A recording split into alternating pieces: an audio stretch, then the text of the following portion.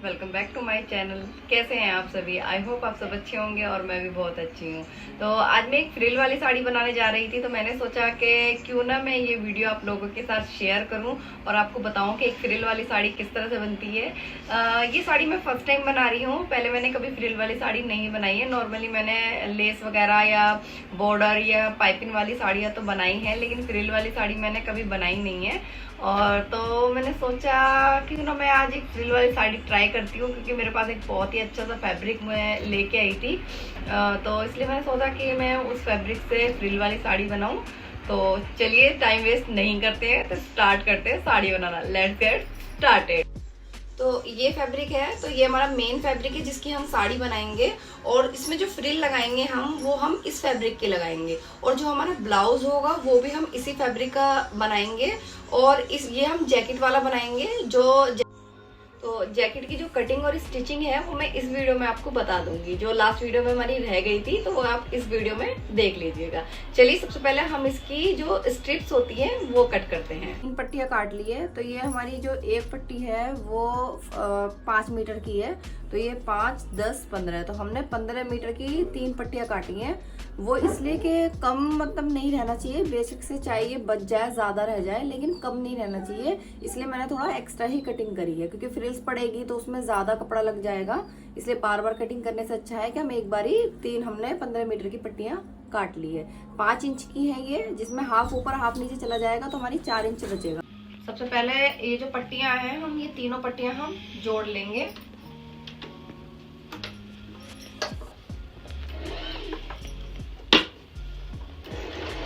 Pico का जो boot है हम वो चेंज करेंगे, उसके बाद फिर हम पीको करेंगे।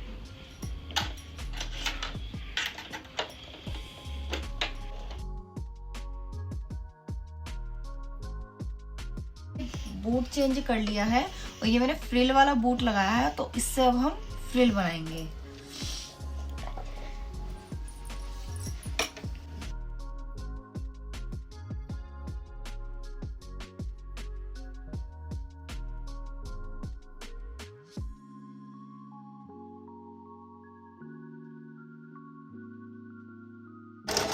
तो ये फ्रिल हो गई है हमारी पूरी। तो अब हम इसे इसके ऊपर ऐसे रखेंगे पहले, और इस तरह से हम सिलाई पहले ऐसे लगाएंगे। उसके बाद में इन दोनों को इस तरह से करके और इसके ऊपर एक सिलाई लगाएंगे।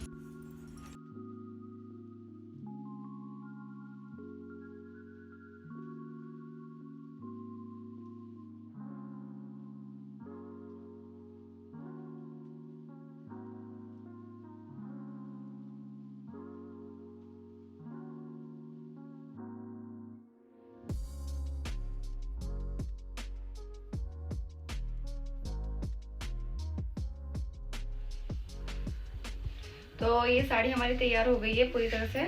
और ये मैंने पूरी साड़ी पे यहाँ साइड में और नीचे फ्रिल लगाई है। और ये जो हमारे यहाँ पे ये हिस्सा आएगा, इसमें मैंने फ्रिल नहीं लगाई है, क्योंकि फिर यहाँ से ये मुड़ा मुड़ा सा हो जाता है थोड़ा।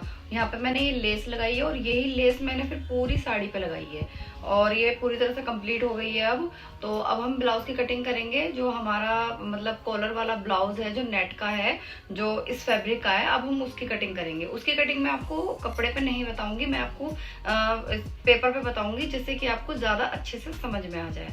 तो ये मैंने इसका ये हमारा मेजरमेंट है। जो ब्लाउज की लेंथ है हमारी वो 15 इंचेस है, जिसमें हम 1 प्लस करेंगे। हाफ इंच हमारा ऊपर जाएगा, हाफ इंच हमारा नीचे जाएगा, और 15 इंच हमारी कंप्लीट जो उसकी लेंथ है ब्लाउज की वो आएगी।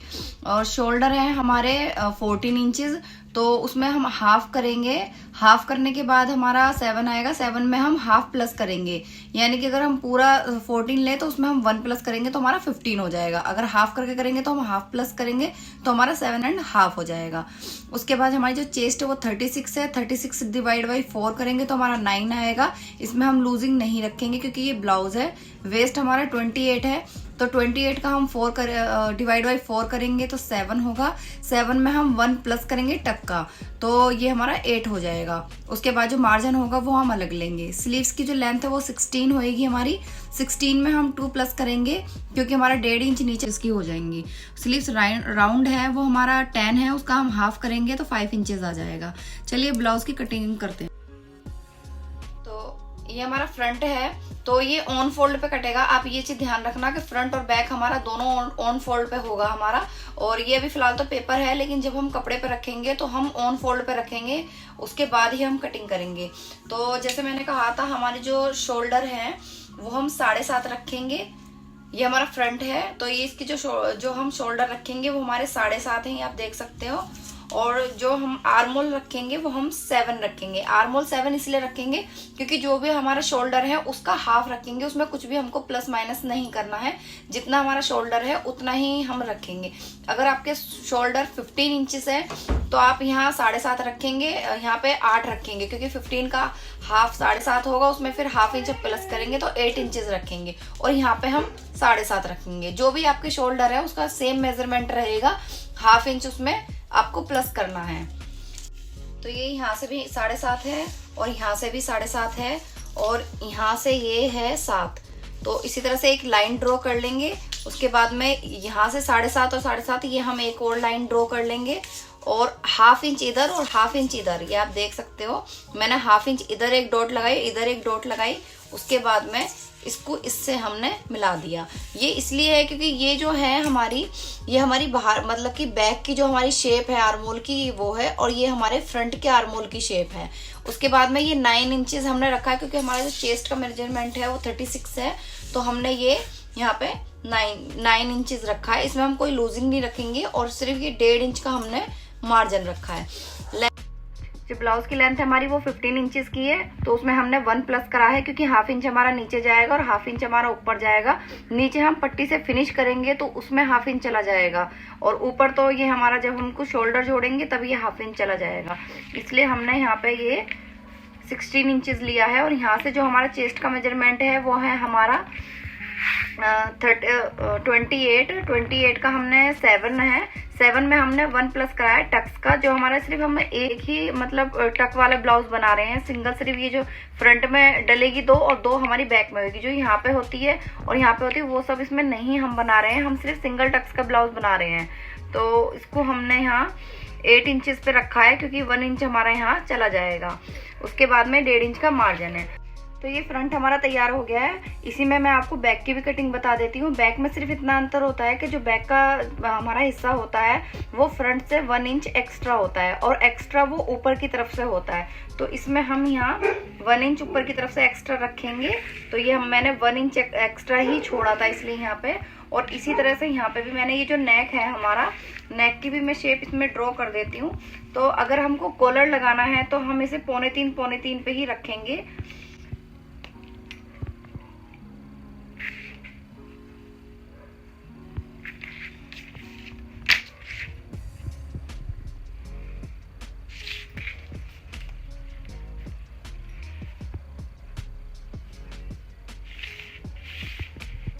तो ये 2.25 पे ही हमारा फ्रंट का नेक तैयार हो गया है। और इसी तरह से हम बैक का नेक तैयार करेंगे। तो बैक तो ये हम इसकी शेप दे देते हैं। कॉलर भी काफ़ी तरह से लगते हैं, कुछ राउंड कॉलर होते हैं, कुछ नॉर्मल कॉलर होते हैं। कॉलर की भी काफ़ी तरह की शेप होती है, तो इसकी शेप भी उसी तरह से होती है जिस तरह से हम कॉलर लगा रहे हैं। तो ये हमारा बैक का हो गया और ये हमारा फ्रंट का हो गया। और इसी तरह से हम इसको हाफ इंच डाउन करके, ये भी हमने हाफ इंच डाउन करा है जो हमारा फ्रंट का हिस्सा है, और ये जो हमारा बैक है, बैक भी हमने हाफ इंच डाउन करा है। तो इसी से अगर हमें दोनों मतलब हमें फ्रंट और बैक दोनों निकालने हैं, तो इसकी कटिंग जो हम करेंगे, हम पहले बैक की कटिंग करेंगे इस तरह से। और ये बहुत इजी तरीका है। तो ये हमने पेपर कट कर लिया है। अब इसको हम फैब्रिक पे रखेंगे एज इट इज़, और उसके बाद में हम फैब्रिक कट कर लेंगे क्योंकि इसमें हमें मार्जिन लूजिंग जो भी देनी थी सब कुछ हमने दिया है। बैक का जो नेक है हमारा वो हाफ इंच पे कट होगा, और उसके साथ में हम बीचों बीच एक 6 इंचेस का कट लगाएंगे जिससे कि हमें वो गले में पहनने में प्रॉब्लम ना हो। और उसके बाद में हम उसको फिनिश कर लेंगे, और फिर उसके बाद में हम चाहे कॉलर लगाएं या ओरेप पट्टी से फिनिश करें तो ईजिली हमारे गले में आ जाएगा। अब हम फ्रंट की कटिंग करेंगे। तो हमने बैक का हिस्सा निकाल लिया है, और ये हमने फ्रंट को भी हमने यहाँ से डाउन करा हाफ इंच, और ये हमने नेक कट कर लिया है। और इस तरह से अब हम इसकी आर्मोल की शेप भी कट कर लेते हैं। बिल्कुल हमें यहाँ किनारे पे रखना है, और इस तरह से ये हमारे फ्रंट के आर्मोल की शेप है।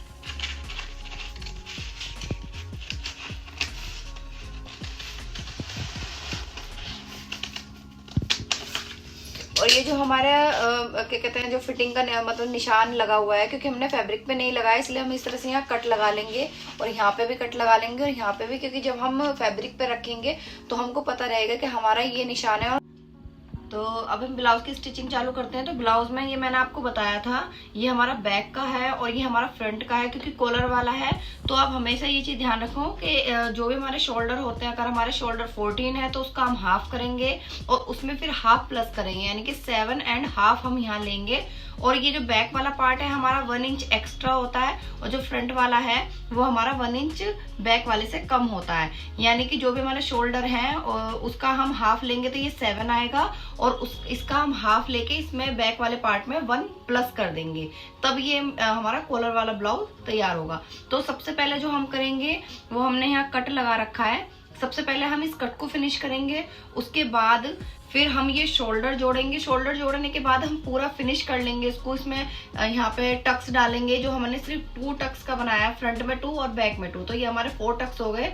उसके बाद नीचे से फिनिश, तो जितना हमारा कट है बैक में उससे कम से कम 2 से 2.5 इंच एक्स्ट्रा हम बड़ी पट्टी लेंगे और पहले हम इस पट्टी को फिनिश कर लेंगे।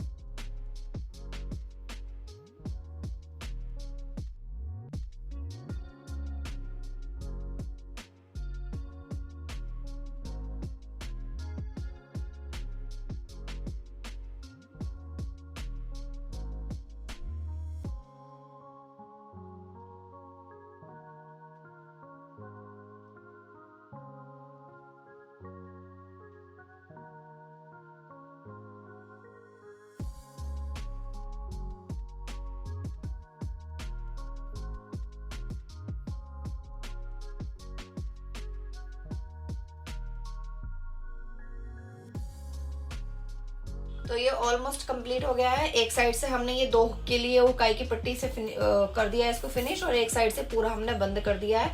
पीछे ये पट्टी भी लग गई है। अब हम इसकी स्लीव्स तैयार करेंगे और स्लीव्स लगाएंगे।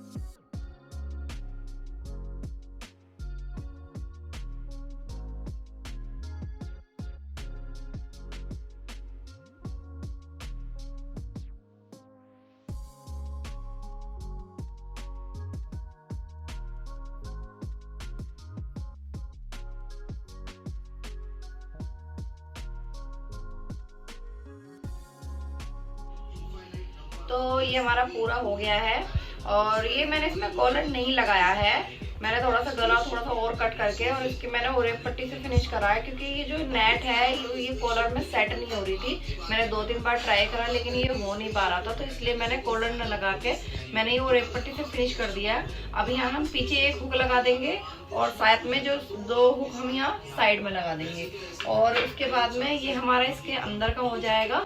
अब देखते हैं इसका फाइनल लुक।